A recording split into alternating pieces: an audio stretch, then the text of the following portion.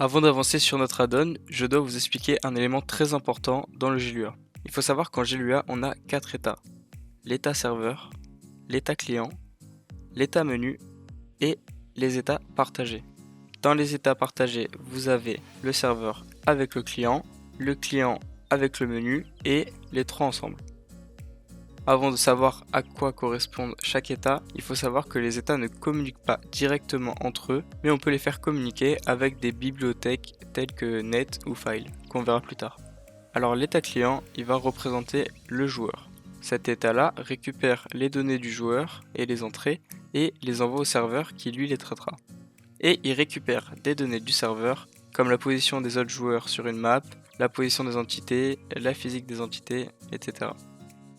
Donc le serveur lui récupère les informations du client, il les traite et il renvoie au client toutes les informations relatives au jeu, telles que la physique des entités comme on l'a dit, ou la position des autres joueurs.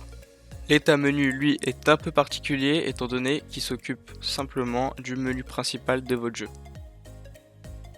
Pour les états partagés, on y reviendra plus tard, mais en gros c'est un petit peu un mélange de tout. C'est-à-dire que l'état serveur-client va traiter et en même temps interagir avec le client, et pareil pour le menu client.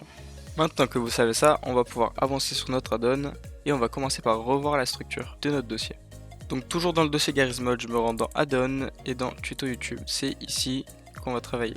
On se rend dans le dossier Lua et dans le dossier Autorun. Et celui-ci, c'est le script qui se lancera au démarrage du serveur ou d'une partie pour un client. On va faire de ce script un loader. Alors à quoi va nous servir le loader? Déjà, il faut savoir que le loader doit avoir un nom unique. Étant donné qu'il se trouve dans le dossier Autorun du dossier Lua, il n'est pas dans un dossier avec un nom spécifique à notre add-on, c'est donc un dossier où sera partagé tous les fichiers Lua qui seront dans ce même dossier sur d'autres add-ons. C'est-à-dire que si j'ai un add-on 1 et un add-on 2, que sur les deux, dans le dossier Autorun du dossier Lua se trouve un fichier test.lua, et bien les deux seront exécutés au démarrage du serveur. Et là, il y aura un problème parce que les deux sont nommés de la même façon. Donc là, on doit donner un nom unique à notre fichier. Donc le fichier loader, étant donné que c'est un fichier partagé, on va mettre sh underscore.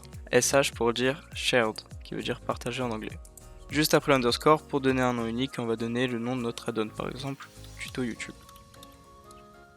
Underscore loader.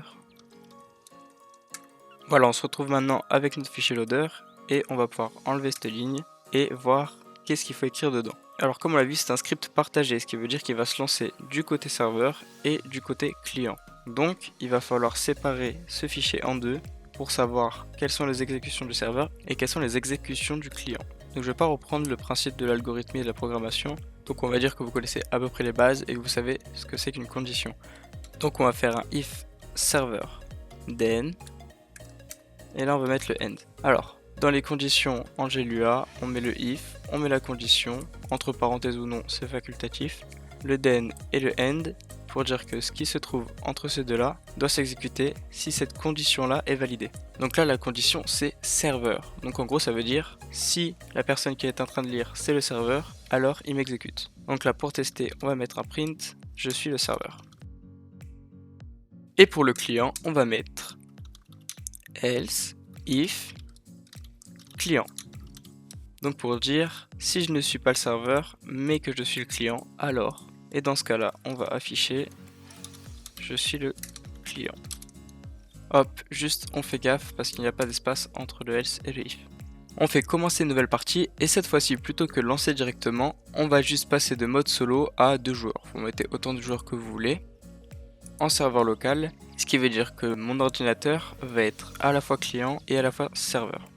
On se retrouve sur le jeu et on ouvre la console développeur. Là on va remonter un petit peu et on va voir je suis le serveur et je suis le client. Je suis le serveur est en bleu et je suis le client est en jaune. Ça c'est les deux couleurs des deux états, serveur et client. Donc quand vous voyez tous ces messages ici en jaune, c'est que c'est des messages du côté client, et tout ce qui est des messages en bleu, ça va être du côté serveur.